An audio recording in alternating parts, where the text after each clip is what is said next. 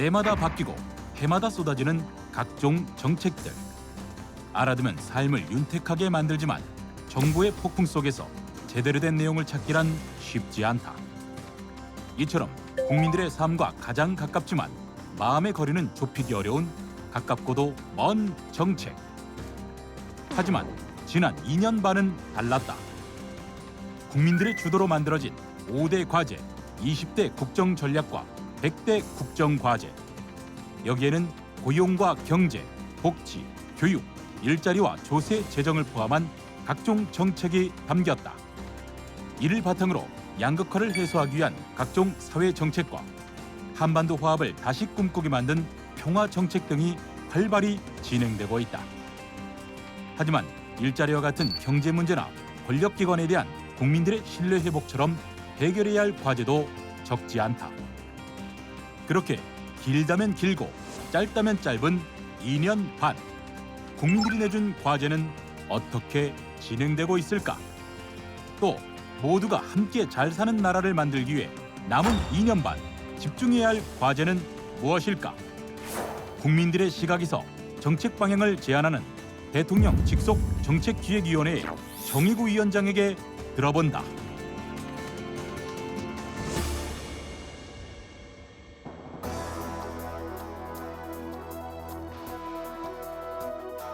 여러분 안녕하십니까? 최일구의 정말 진행을 맡은 최일구입니다.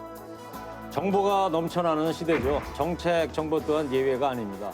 국민 삶에 필요한 정책은 무엇인지 주장도 많고 논란도 많습니다. 정책의 취지를 두고도 옳다, 그르다부터 지표에 대한 해석까지 각양각색입니다. 최일구의 정말은요, 정책의 기획과 실행을 책임지는 분들과 직접 대화를 통해서 국민의 삶에 필요한 정책에 대해서 자세히 알아보는 시간입니다. 자, 그래서 오늘은 첫 순서로요, 대통령 직속 정책기획위원회 정혜구 위원장님 모셨습니다. 정 위원장님 어서 오십시오. 예, 안녕하십니까. 최일구의 정말 KTV에서 오늘 첫 시간이거든요. 덕담 한 예. 말씀 좀 해주실래요? 예. 제가 첫 손님이라 예. 뭐 영광입니다. 뭐 앞으로 이 프로가 잘 발전하길 바라겠습니다. 예, 감사합니다. 자, 우선 정책기획위원회. 예. 국민들이 이제 아시는 분은 아시고 또 생소한 분도 많으실 것 같은데 어떤 기관인지 소개 좀 간략히 좀 해주실래요? 예. 그 대통령 직속 위원회들이 상당히 많습니다. 그 중에서 좀 맞춤격인 그런 역할을 하고 있고요. 구체적인 역할은 문재인 정부의 100대 국정 과제라는 것이 있습니다. 네. 그 내용들을 저희들이 이제 관리를 하고 조정하고 보완하고 뭐 수정하고 이런 역할이 이제 첫 번째 역할이고요. 두 번째 역할은 수시로 여러 가지 이제 정책 사항들이 발생을 하면 거기에 대해서 저희들이 조언하고 또 연구도 하고 그런 것이 이제 두 번째 저희들의 역할입니다. 네. 세 번째 역할은 중장기 국가의 중장기 발전 전략을 세우는 것이 저희들의 역할입니다. 예. 한마디로 뭐 우리 정부의 이 싱크탱크 역할을 하는 기관이다. 예. 그렇게 이해를 하고 있으면 되지 않을까요? 싱크탱크인데 뭐 범위가 상당히 좀 넓습니다. 네. 그 넓은 영역을 좀 맡아서 하고 있는 것이 저희 위원회 역할입니다. 예. 알겠습니다. 이제 문재인 정부 출범한 지 거의 이제 마라톤으로 치면 이제 반환점을 이제 도는 네. 상황이 됐습니다. 문재인 정부 하면 이제 촛불 정부고 네. 그런데 그렇다면 지난 2년 반 동안 문재인 정부가 가져온 정책적 특징 예. 좀 정리를 한번 해볼까요? 제가 볼 때는 가장 커다란 첫 번째 특징은 일단 국민 중심, 사람 중심 이런 게 아닌가라고 생각이 들어요.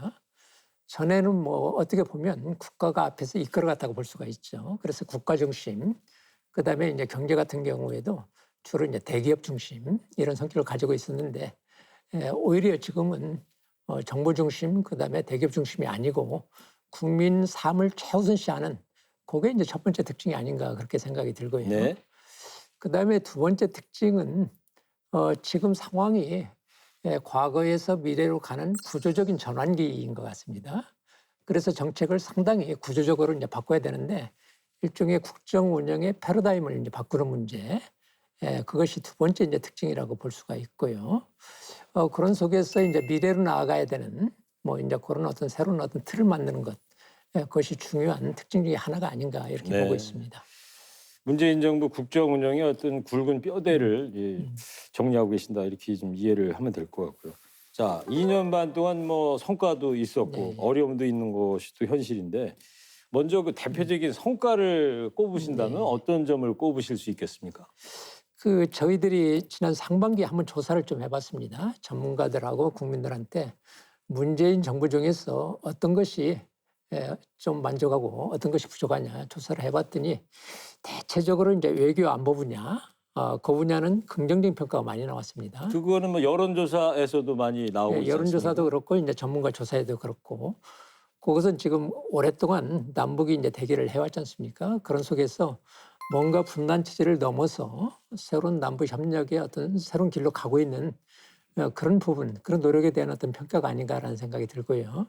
그런 속에서 이제 북미 정상회담 뭐 그런 것이 있기 때문에 국민들이 이제 높게 평가한 것이라고 생각이 들고요. 두 번째 이제 평가는 오히려 이제 그 복지, 특히 보건의료, 특히 건강보험 보장성 강화, 문재인 케어라고 하는 거 있지 않습니까? 네. 그 부분이 만족도가 상당히 높게 나왔습니다.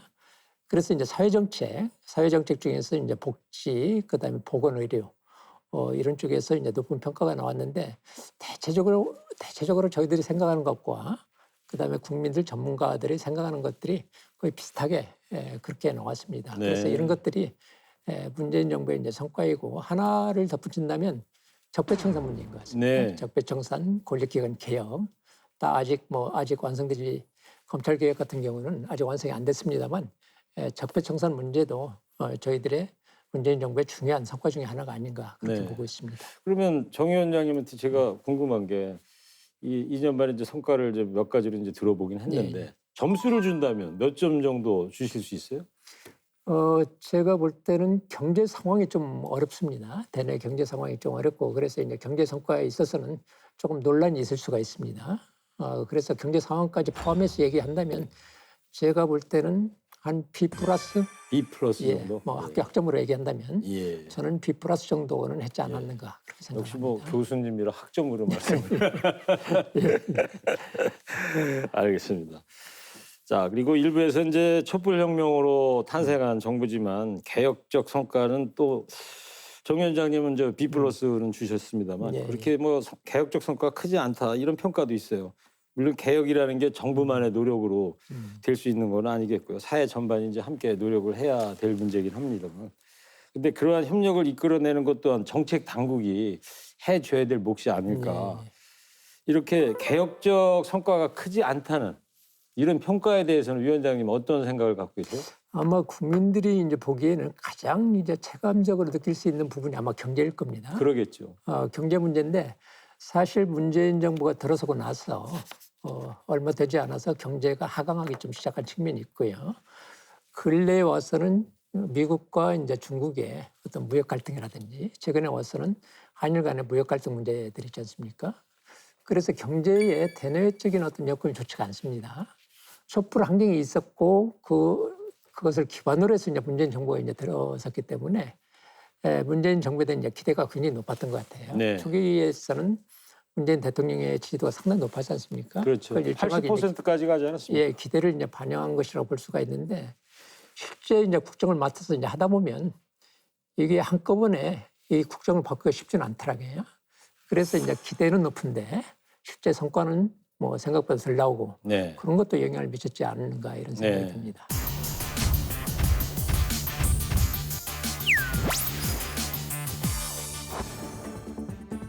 정부 정책과 관련해 국민들의 가장 큰 관심사는 무엇일까? 먹고 살기 위한 고민, 경제에 대한 문제가 아닐까? 실제 국정 운영을 평가하는 여론조사 결과도 경제 분야에 대한 관심이 큰 것으로 나타났다. 일자리와 소득 격차를 줄이기 위한 정책이 우선돼야 한다는 것. 그렇다면 국민들은 지금까지 정부의 경제 정책에 대해 어떻게 평가하고 있을까? 절반이 넘는 국민들이 경제 정책에 대한 걱정을 안고 있었다. 하지만 정작 각종 경제 지표는 긍정적인 결과를 나타내고 있다. 고용률은 조금씩 늘고 있고 성장률 또한 해외 주요국과 비교해도 뒤지지 않는 상황. 이 같은 경제 지표에도 국민들의 체감 경제는 그리 좋지 않은 것이다. 그렇다면 소득주도 성장과 혁신 성장, 공정 경제로 대표되는 문재인 정부의 경제 정책은 어떻게 진행되고 있을까? 의견이 엇갈리는 주요 경제 정책의 내용을 확인해 보자. 소득주도 성장 있잖아요. 그죠? 이 명칭부터 효용성까지 이제 광범위한 논쟁이 그동안 있어 왔는데 이 소득주도 성장 반대 진영에서는 이 소득주도 성장 정책이 오히려 경제를 더 어렵게 만드는 거 아니냐. 그래서 뭐 폐기해야 한다 이런 얘기도 많았는데 예. 지난 2년 반 동안의 소득주도 성장 추진 결과 어떻게 평가하세요?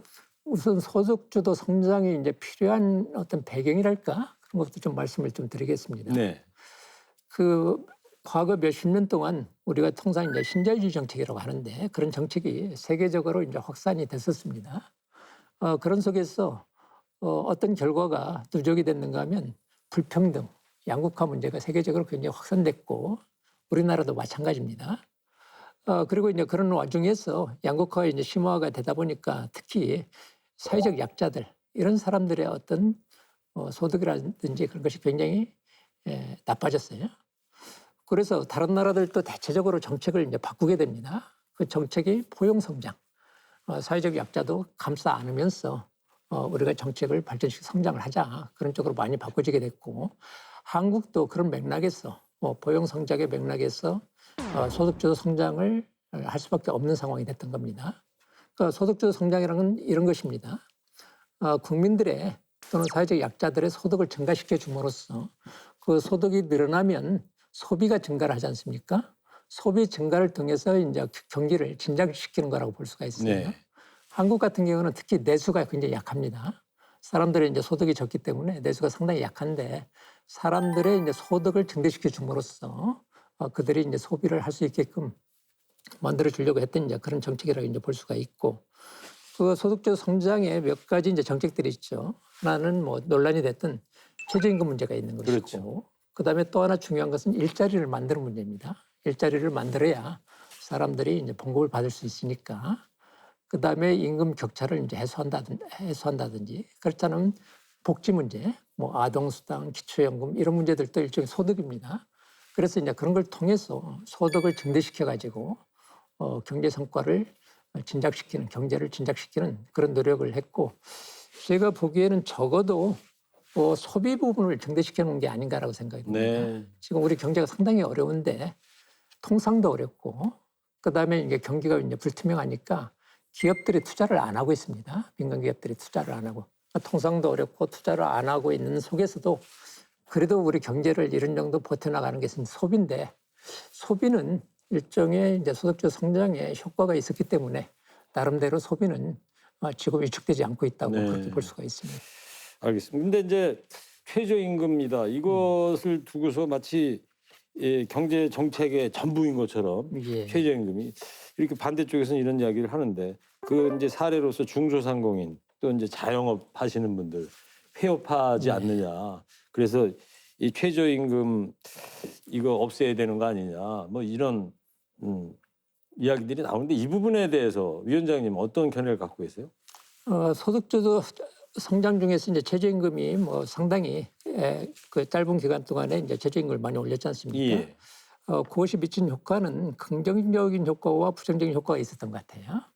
긍정적인 효과는 노동자들의 임금들이 올라간 거예요. 노동자들의 임금이 올라가고 그들의 소득이 늘어나니까 그게 이제 소비로 연결되는 측면이 있었던 것 같아요.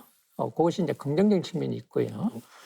부정적인 측면은 제가 보기에는 이제 중소기업이라든지 기업하시는 분들 이분들이 좀 힘들죠. 네. 그냥 아무래도 임금을 높여줘야 그렇죠. 되니까. 직원들 예. 월급을 올려줄 수밖에 없습니다. 예. 그래서 이제 중소기업들이 좀 어려웠던 것 같고요. 경제에 책임이 있는 부분은 가장 1순위는 대외적인 경제 여건이 아닌가라고 생각이 들어요. 경제 네. 여건이 나쁘기 때문에 뭐 제조업이 안 되는 거죠. 제조업이 안 되고 제조업이 안 되면 자영업이 경기가 안 좋습니다. 그래서 대내의 이제 경제 여건이 안 좋은 것과 그다음에 이제 최저임금 효과가 이제 같이 겹쳐지는데 이게 대내의 경제 여건이 안 좋은 부분은 생략을 해버리고 모든 것을 이제 최저임금의 탓이다. 네. 뭐 이런 식으로 좀 많이 이제 퍼져버렸죠. 예. 위원장님 말씀 듣다가 지금 생각나는 게 제가 자주 다니는 해장국집이 있거든요. 예. 거기에 이 여직원들 한 2분 정도가 계세요. 그래서 예. 제가 사장님한테 물어봤어요. 예. 최저임금 논란 한창일 때. 예. 여기는 직원들 계속 그래도 최저임금 적용하면서 운영이 됩니까? 그랬더니 저희는 최저임금하고 상관이 없다는 거예요. 예. 왜 그러냐면 월급을 한 250 정도 줘야 되고 예. 그다음에 또 사람 구하기도 힘들다. 예. 그래서 모든 그 자영업 하시는 분들이 최저임금에 다 적용되는 그런 사업장은 또 아니구나. 저도 그런 생각을 해보긴 해봤는데요. 아마 심리적인 문제가 좀 있는 것 같아요. 네. 왜냐하면 노동하시는 분들한테는 최저임금이 올라가기 때문에 임금이 올라갔지 않습니까? 거기에 비해서 자영업자에 대해서는 혜택이 초기에는 많지가 않았습니다. 그러다 보니까 제가 보기에는 상대적 박탈감 같은 게 상당히 컸던 게 아닌가라는 네. 생각이 좀 듭니다. 알겠습니다. 고용 지표와 관련해서 이제 논란도 좀 있는데 예. 문재인 정부 들어갔고 고용 상황이 더 안 좋아졌다는 것이 또 일반적인 예. 인식이고요. 실제 고용 지표를 보면 또 그렇지 않다고 예. 언론 보도를 통해서도 정부의 발표 나오면 또 그런데 어떤 것이 진실이에요? 제가 보기에는 이제 우리가 이제 고용 상태를 이제 볼 때 중요한 것이 뭐냐면 고용률을 봐야 됩니다. 고용률. 예, 그러니까 인구 중에서 취업한 비율이 어떻게 되느냐, 이걸 이제 봐야 되는데 대체적으로 이제 고용률은 그 해가 갈수록 좀 높아지고 있습니다. 네. 높아지고 있고 문재인 정부가 이제 들어서서 고용률이 작년에는 좀 줄어들었어요. 작년에 좀 줄어들었는데 올해 들어와서 고용률이 다시 올라가고 있습니다. 예. 그래서 8월 달에 보니까 61.4%까지 올라갔더라고요. 그래서 전반적으로 볼 때 고용률이 낮지는 않습니다. 네. 그리고 8월 달에 이제 조사한 그걸 보면 실업률도 한 4%대에서 이제 3%로 떨어졌고요. 그래서 이 고용률로 봤을 때는 고용 상황이 나쁘지가 않습니다. 그런데 보통 이제 뭐 언론에 이제 보도되고 이제 그런 걸 보면 전년도 동기에 비해서 올해 동기에 취업자가 얼마나 늘어났느냐 이걸 네. 가지고 이제 봐요. 물론 이번에 이제 8월 달에 보니까 작년 동기에 비해서 45만 명 정도가 늘어났어요. 상당히 많이 늘어난 거죠. 네. 그런 측면도 있는데 이게 이제 취업자 숫자 작년 동기에 비해서 올해 동기 취업자 숫자로 볼 때 우리가 감안해야 될 게 뭐냐면 하나는 인구 문제입니다. 네. 예, 그 안에 이제 일하는 사람, 생산 가능 인구 그 문제를 하나 보고 하나는 취업한 사람들의 수를 보고 이 두 개를 봐야 되는데 인구 문제를 안 보고 바로 이제 취업자 숫자 문제만 보게 돼요. 그런데 인구 문제가 작년부터 생산 가능 인구가 줄어들고 있어요. 예. 그 얘기는 뭐냐면 인구가 줄기 때문에 당연히 고용률이 줄어들어야 되는 거죠. 그럼에도 불구하고 최근에 와서는 고용률이 높아지고 있어요. 네. 그래서 전반적으로 제가 보기에는 대내 경기 여건은 안 좋지만 고용률은 상당히 선방하고 있는 게 예. 아닌가 그렇게 보여지고 있습니다. 그러니까 생산 연령 인구는 줄고 있는데 예. 그렇다면 고용률도 낮아져야 되는 것인데 오히려 그렇습니다. 그것은 줄지는 않고 높아지고 있다. 있죠. 높아지고 있다. 예. 위원장님 그 말씀 하시니까 얼마 전에 제가 보도를 통해서 접한 이야기가 있는데 15세부터 64세까지가 이제 생산 연령 인구라고 네. 그러는데 향후 5년 안에 이 생산 연령 인구가 150만 명이 감소한다. 예, 이런 충격적인 예, 전망이 그렇습니다. 있던데요. 예. 이와 관련한 미래에 대한 어떤 정책도 강구하고 계신 게 있습니까? 생산 가능 인구가 이제 자꾸 줄어들기 때문에 앞으로 이제 그 취업률이 이게 낮아질 수도 있어요. 그래서 저희들이 이제 해야 되는 건 뭐냐면 취업을 할 수 있도록 그런 여건을 자꾸 일자리를 자꾸 만들어 줘야 됩니다. 그런데 일자리를 만들어 주려면 굉장히 중요한 문제가 인적 자원을 키워줘야 되는 거예요. 네. 그러니까 자기가 뭔가 새로운 기술이 자꾸 등장을 하지 않습니까? 그럼 새로운 기술을 가르쳐 가지고 취업을 할 수 있게끔 만들어주는 게 굉장히 중요한 문제이기 때문에 제가 앞으로 가장 중요한 고용에서 중요한 문제는 인적 자원을 얼마나 잘 훈련시켜서 그 사람들이 이제 취업할 수 있게끔 만들어주는가 여기에 달려있지 않은가 네. 이렇게 생각이 듭니다. 저도 얼마 전에 고용노동부에서 주최한 인생 산모자 예. 그런 박람회, 취업 박람회를 한번 가서 구경을 해본 적이 있는데요. 거기 앞으로도 정부에서도 이제 인생 2모작, 3모작 지금 위원장님도 그런 말씀하셨는데 그 은퇴자들에 대한 이 취업 문호 많이 확충하는 거 이런 것이 또 중요한 역할을 하지 않을까 또 그런 생각을 해봤어요. 앞으로 미래 계획에서는 인적 자원을 제대로 기르기 위해서는 우리가 대학교 다닐 때만 공부하는 것이 아니고 우리 대학을 한 두세 번 다니자. 네.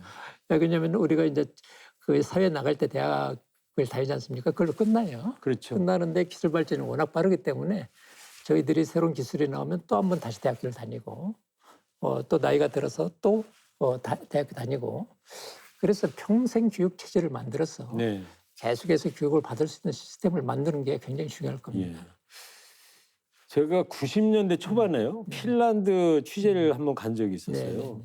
오전 10시쯤에 도서관을 갔습니다. 헬싱키 네. 도서관. 네. 그때 참 충격적인 장면을 봤는데 오전 10시면 그 이른 시간인데 네. 거기 백발이 성성한 그 노인들이 많이 앉아 있더라고요. 네. 그래서 제가 저분들은 도대체 뭐 하는 분들입니까? 아침부터 와서 무슨 책을 저렇게 읽고 있냐 그랬더니 무슨 저 인문학 공부를 하러 온 게 아니라 이 제2의 인생을 개발하기 네. 위해서 자기가 하고 싶어 하는 일에 대한 연구를 하고 있는 거라는 거예요. 네. 예를 들어서 뭐 빵집을 운영하고 싶은 사람이 있으면 관련 서적을 공부하는 그때는 인터넷이 네. 없을 때였으니까. 네. 하여튼 인생 이모작 삼모작을 위해서 예, 앞으로 계속 그게 공부하는 필수적인 것이 예. 될 겁니다. 정부가 좀 나서서 해줬으면 하는 바람이 있고요.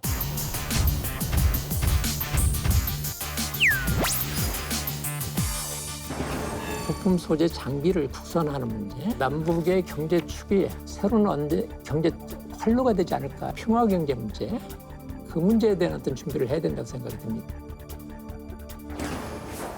자, 그리고 이제 저 문재인 정부가 이제 반환점을 이제 돌고 있는 네. 상황인데 남은 2년 반 장기적인 관점에서 정책을 이제 앞으로 추진해 주셔야 될 텐데요. 최근 네. 국민의 관심을 모으고 있는 부분이 이제 일본 아니겠습니까? 일본과의 예. 경제전에서 승리하기 위해서 우리 경제 체질을 어떻게 바꿔 나갈 것인가 온 국민이 이제 바라보고 있을 텐데 앞으로 동북아 정세와 국제 관계 속에서 우리 경제 체질 강화를 위해서 어떤 노력이 필요하다고 보십니까? 우리가 이제 지금까지는 일종의 이제 추격형, 모방 추격형, 그러니까 남이 이제 먼저 이렇게 발전하여 있으면 그걸 따라잡는 거였어요. 네.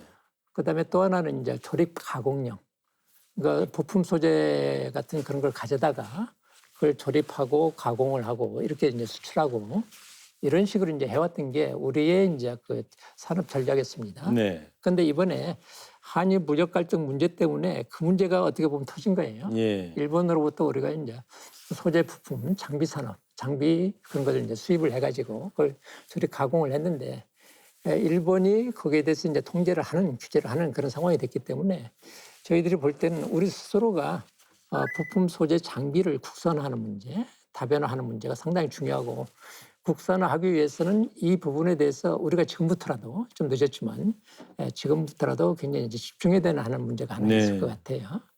또 하나는 보호무역주의로 이제 바뀌고 있기 때문에 거기에 대항해서 우리의 이제 통상 대상 지역을 늘려야 됩니다. 지금까지는 주로 뭐 서방 세계, 중국 이렇게 수출을 했지 않습니까? 그런데 서로 지금 뭐 통상 갈등이 굉장히 많아요. 그렇기 때문에 통상의 지역을 늘려야 되는데 제가 보기에는 지금 굉장히 중요하게 여겨야 될 지역이 신남방 지역입니다. 아세안 지역. 신남방. 예, 아세안 지역. 네, 동남아시아. 예, 그쪽이 막 성장을 하고 있거든요. 그렇기 때문에 우리의 어떤 무역 대상으로서 신남방, 그다음에 지금은 아직 우리 뭐 가시권 안에 들어오지는 않습니다만 앞으로 시간이 어느 정도 흐르면 인도의 네. 경제 발전이 지금 상당히 뭐 1년에 7%씩 이렇게 성장하고 있어요. 그리고 굉장히 커다란 이제 경제권입니다. 예. 그래서 신남방을 거쳐서 인도 이런 쪽으로 쭉 나가야 되고요. 예. 그런 식으로 해서 이제 통상의 문제를 우리가 이제 넘어서야 되고요. 그다음에 내부적으로 내수가 너무 약합니다. 소득이 적고 내수 규모가 이제 작은데 내수를 키워야 됩니다. 그러려면 국민들의 소득을 높이는 문제 이런 문제들이 중요한 문제가 아닌가 네. 그렇게 생각이 듭니다. 알겠습니다. 뭐 지금까지 뭐 경제, 고용 이런 이야기 위원장님한테 얘기를 들었는데 조금 전에 이제 내수를 늘려야 된다. 예. 자, 내수를 늘리기 위해서는 어떤 규모의 경제가 있어야 된다는 것이고 우리의 그야말로 블루오션 마지막 남은 카드는 결국 남북 교류 아니겠습니까? 그렇습니다. 그러니까 북한도 2,500만의 인구가 살고 있기 때문에 어찌됐든 뭐 교류가 돼서 우리 제품을 북한에도 이제 팔 수 있는 그런 시대가 좀 와야 되는데 그렇게 되려면은 뭐 이 남북 평화가 좀 상당히 중요한 네. 이슈입니다. 그래서 이번에는 그 남북 문제 좀 한번 여쭤볼게요. 예, 예. 문재인 정부 들어서 이제 세 차례 남북 예. 정상회담이 있었는데 예. 이 토대는 마련이 됐는데 참 더딥니다. 자, 평화 경제 활성화를 위해서 정부가 앞으로 어떤 노력을 해야 합니까? 제가 보기에는 이제 그 평화가 뭔가 정착이 되려면 남북 관계도 좋아져야 되지만 북한과 미국의 관계 이게 좋아져야 됩니다. 그런데 이제 그동안 트럼프 대통령과 북한의 이제 김정은 위원장이 만났지 않습니까? 그래서 될 듯 말 듯 뭐 그런 상황이 됐습니다만 연말경에는 가시적인 성과가 좀 나오지 않을까 이제 그런 생각을 좀 합니다. 왜 네. 그런가 하면 트럼프 입장에서는 내년에 미국에 이제 대통령 선거가 그렇죠. 있습니다. 그래서 대외적인 이제 성과가 좀 필요하고요. 그다음에 이제 북한 입장에서도 전에는 군사와 경제 병진 노선이었는데 지금은 경제 노선 쪽으로 바뀌고 있습니다. 그렇기 때문에 북한도 필요하기 때문에 북미 관계가 이제 개선이 된다면 북한의 이제 비핵화 문제 이게 어느 정도 해결이 되고요. 해결이 된다면 그 다음의 문제는 바로 이제 평화 경제 문제입니다. 예. 우리가 북한을 통해서 북한과 남북 교류 협력을 통해서 경제 규모를 키우고 나아가서는 그쪽을 통해서 우리가 신북방 쪽으로 나갈 수가 있습니다. 그러면 우리가 신남방 쪽으로 나가고 신북방 쪽으로 나가고 그러면 우리가 이제 새로운 남북의 경제축이 또 하나 만들어지는 겁니다. 저는 적어도 남북의 경제축이 대한민국의 한 10년, 20년, 나가서 30년 새로운 경제 활로가 되지 않을까 이렇게 좀 기대하고 네. 있습니다. 앞으로 그 동북아 정세 속에 이제 경제 체질 변화 더불어서 집권 후반기에 예. 꼭 챙겨야 할 핵심 정책을 꼽는다면 어떤 것이 있겠습니까? 저는 그 부품 소재 장비 문제 있지 않습니까? 네. 이게 시간이 오래 걸립니다. 그다음에 이제 그 일관성 있게 추진을 해야 돼요. 근데 이번에 이제 그 한일 무역 갈등이 어떤 측면에서 저희들한테 좋은 출발 계기가 된 것 같아요. 전화위복. 예, 전화위복이 될 수 있을 것 같아요. 예. 왜 그런가 하면 지금부터 부품 소재 장비 부분에 대해서 저희들이 발전을 시켜 나간다면 결국 그것은 일본을 넘어서는 문제가 돼요. 그렇기 때문에 그 문제를 일관성 있게 집중적으로 이제 키워나가는 문제가 하나 중요한 것 같고요. 그다음에 이제 두 번째 문제는 아직은 북한의 비핵화 문제 때문에 아직은 좀 미루겠습니다만은 평화 경제 문제 그 문제에 대한 어떤 준비를 해야 된다고 생각이 듭니다. 일단은 우선 먼저 신남방 쪽으로 좀 발전을 시키고요. 네. 그런 속에서 북한의 어떤 비핵화 문제가 이제 해결이 되면 남북한 신북방 쪽으로 연결시키는 문제 그런 문제를 해야 되고요. 그다음에 또 하나 이제 중요한 문제는 지금 국외적인 어떤 경제 조건이 좀 안 좋습니다.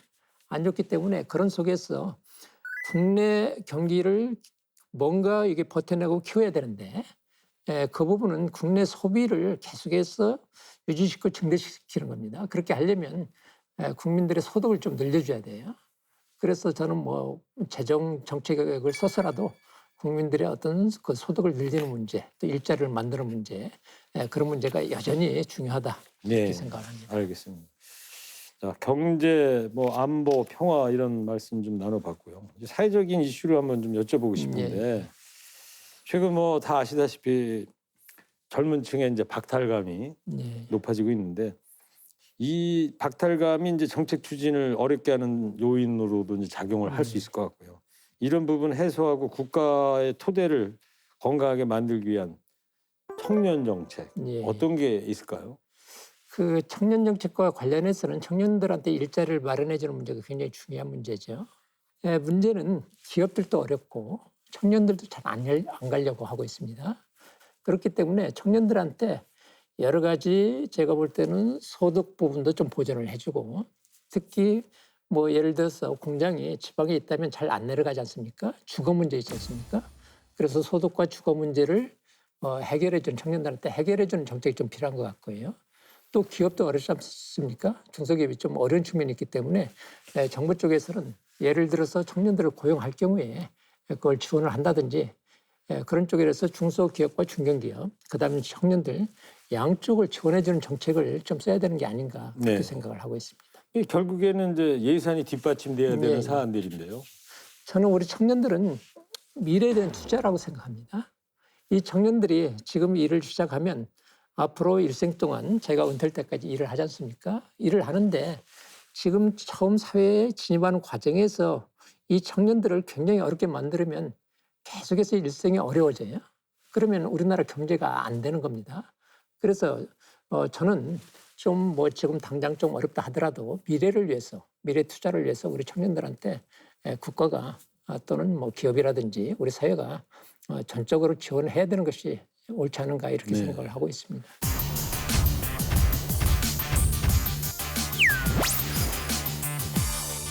같이 끌어안고 보듬고 가자. 보듬고 가자. 국민 중심으로 한다든지 네. 소득주도 성장과 더불어서 혁신 성장을 같이 한다든지 광복 100주년 국민들의 삶을 해방시키는 것이 돼야 돼요. 네.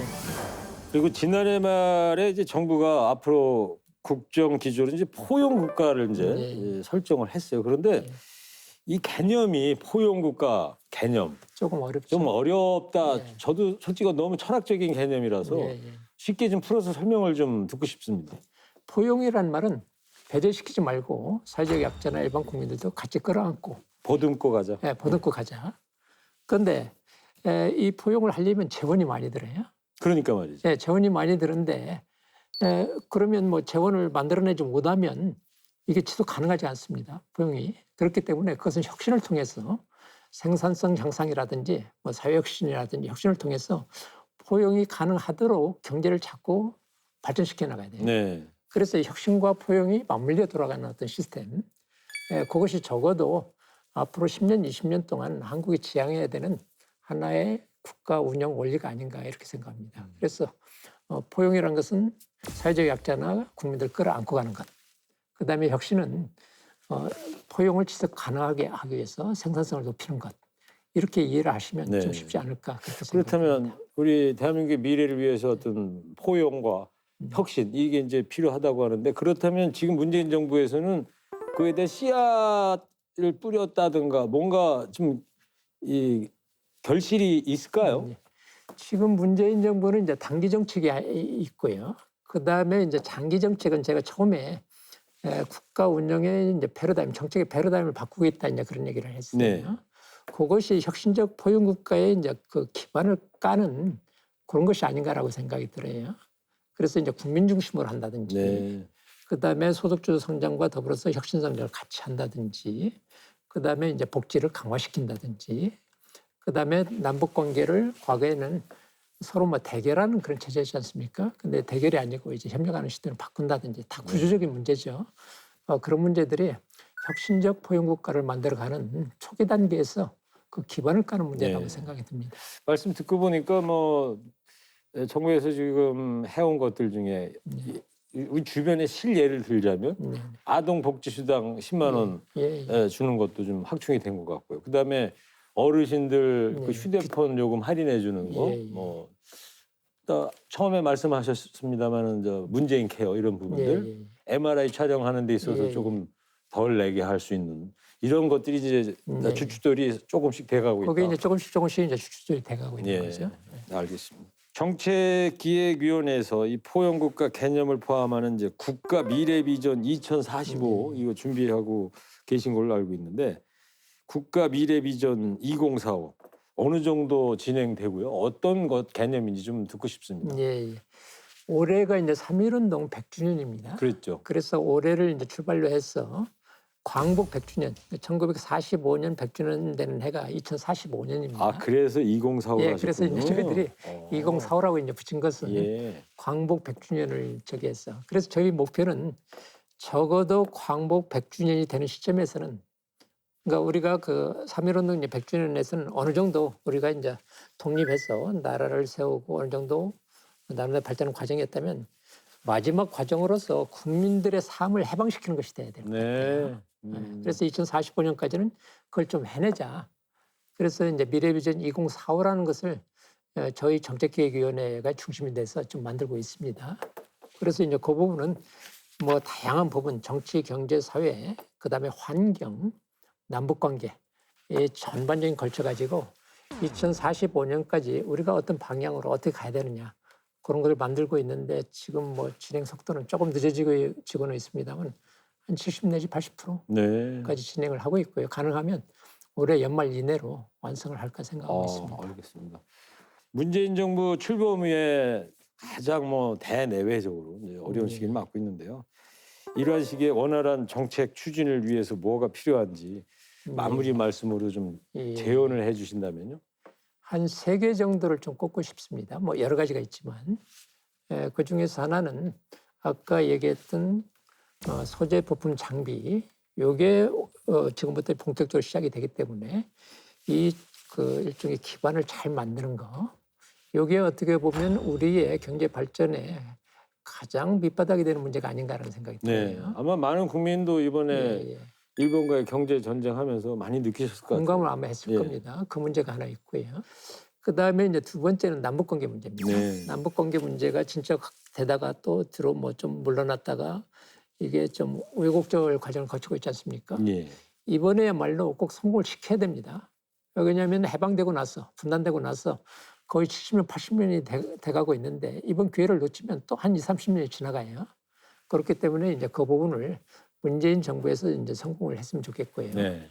그다음에 국민의 삶을 이게 향상시켜야 되기 때문에 제가 보기에는 국민들의 어떤 소득, 국민들의 삶을 향상시킬 수 있는 그런 정책이 가장 중요한 문재인 정부의 남은 역할이 아닌가 그렇게 알겠습니다. 생각을 합니다. 정리가 딱 되는 것 같습니다. 예, 예. 부품 소재 지금부터 주주들을 놓고 이제 개발을 해야 된다는 거. 남북 관계 이번 네. 문재인 정부 내에 반드시 획기적인 기틀을 마련해야 된다는 거. 세 번째 어떤 국민의 삶을 네. 질적인 향상을 올려야 된다는 거. 예. 뭐 여러 가지가 있겠습니다만 크게 3가지 줄기만 해도 좋은 정리가 된 것 같습니다. 예.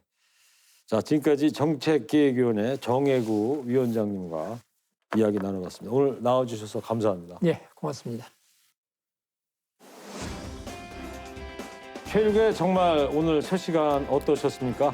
오늘 정책기획위원회 위원장님과 나눈 얘기처럼 앞으로 국민에게 힘이 되는 정책, 신뢰도 높은 정책 정보를 여러분께 전해드리도록 하겠습니다. 오늘 첫 시간 시청해 주셔서 감사합니다.